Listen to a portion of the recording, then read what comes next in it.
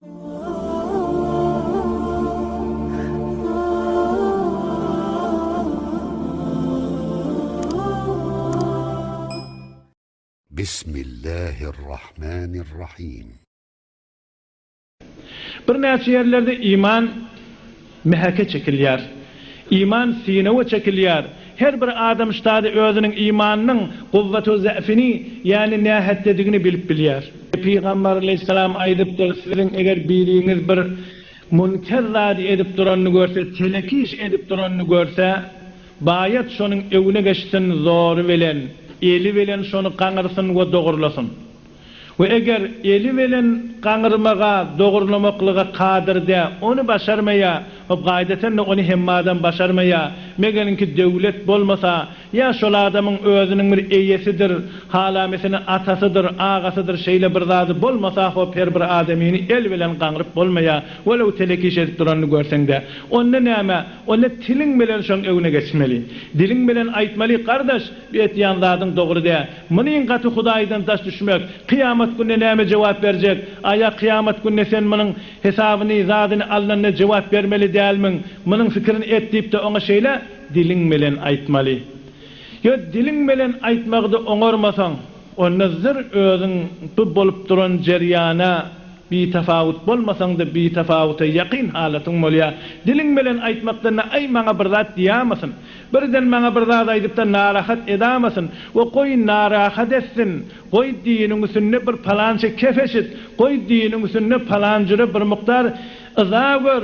Goý şuna meňleş bir zatlar et. Din üstünde bir zat iza çekseňiz, şunu dagyk bilin. Din üstünde eger bir izalansaňyz, hatta wurulup ýenjilmek bilen, telekkep aýdylmak bilen, ya şoňa bir zat, ya şoňa meňleş bir zat edilmek bilen din üstünde bir iza görseňiz, iza çekseňiz, kıyamet gününe keplemekle kefiňiz bardyr. Hudaýa, men seň diniň üstünde ýenjildim. Hudaýa, men seň diniň üstünde sevildim. Hudaýa, men seň diniň üstünde möwrid bimehri garar boldum diýip de kıyamet gününe aýtmany kefiňiz bardyr.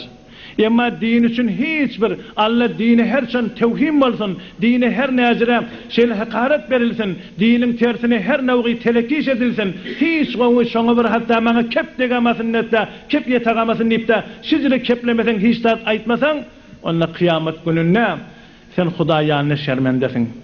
Resulullah'ın ýanyna şermendesiň. Kıyamet gününe her kimiň bir olakan aýtmaklygy kefi bardyr. Eger Peygamber aleyhisselamın özü ki Resulullah der re'si umur, onun izyanına Hazreti Ebu Bekir Siddiq radiyallahu anh'a değilse sen din için näme ettin? Hökmen aydı biler Hudaýa, men sen Resulün yanına bolup bu kadar ýenjildim, bu kadar horlandım, bu kadar şeýle bir hakaret gördüm, şeýle zatlar tahammül etdim, şeýle boldum, beýle boldum. Ve Hazreti Ömer radıyallahu anhu'dan sorulsa aydar Hudaýa, men sen Resulüň golladym, men sen dinine kömek berdim, ve hatta ahir sen diniň üstünde zehir bulanan şemşir bilen meni vurup öldürdüler ve men şahadete düşdüm. Eger Hazreti Osman radıyallahu anhu'dan sorulsa aydar hükmen Hudaýa, men sen Resulüň golladym, senin dinine men kömek berdim, hatta şu gurda senin dinini ýördüp otyrkam gelip men başym kestiler.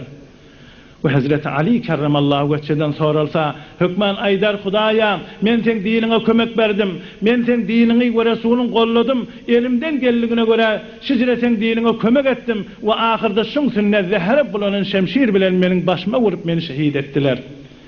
Olaryň her gaýsynyň şeýle aýtmagy kepler we İmam Hasan'dan tut, İmam Husayn'dan tut we garaz başga şeýle din ýolyna zähmet çekenlerden tut. Olaryň her gaýsynyň aýtmaklygy kefi we biziň de aýa şeýle bir aýtmaklyga teýýarlan kefimiz bamy. Şeýle bir gazanan zadymyz bamy. Şoň gününe tanki kıyamet gününe Hudaýa, men de sen diniň üçin bir şeýle iş etdim diýip de aýdagamaklyga.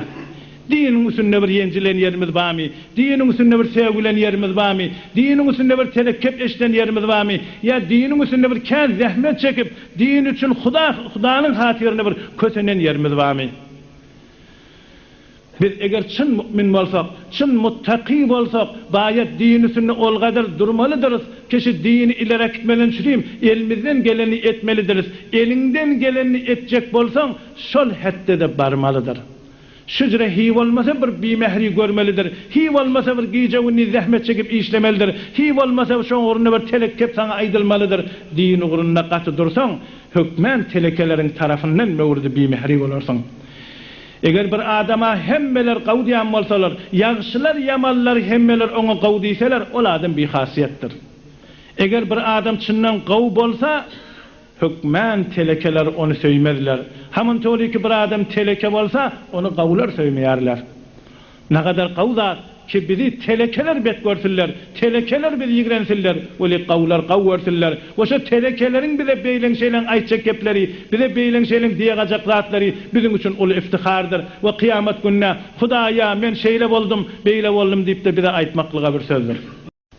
Biz cana yaman saklajak bolmaly. Hatta şu dini saklamadan çürüyüm, her ne vesilemizden hayırlanmaly. Ta hatta canımızı şuurdan isar etmeyene teyyar bolmaly. Emma qiyinenç bilen biz şu mahal bir kefi çekmeyene teyyar bolmanlygyz, bir kef eşitmeyene teyyar bolmanlygyz. Eger ehyanen beylen şeylen bizi uragamasalla, yenjagamasalla diýip oňul sebapyllagyn mahul oňa da razy gelmänligiz. Der sureti ki Hazreti Ali ýany gadam, Hazreti Ömer ýany gadam, Hazreti Osman ýany gadam, Hazreti Ebu Bekir ýany gadam, şücre bir peýgamberiň ýaqyn ýarany bolan, bu Allah Taalanyň bir şeýle bir söýýän bendeleri ne cefalar çekip, ne kadar şuurda azarlar görüp, ne kadar şuurda şeýle bir hakaretleri tehammül edip, kafirlerin, müşriklerin tarafından bolan zatları tehammül edip, ahirde de şehit bolup dünýeden gidipdirler. برای مشاهده ویدیوهای بیشتر و کانال یوتیوب سخنرانی های علمای ترکمن سر بزنید،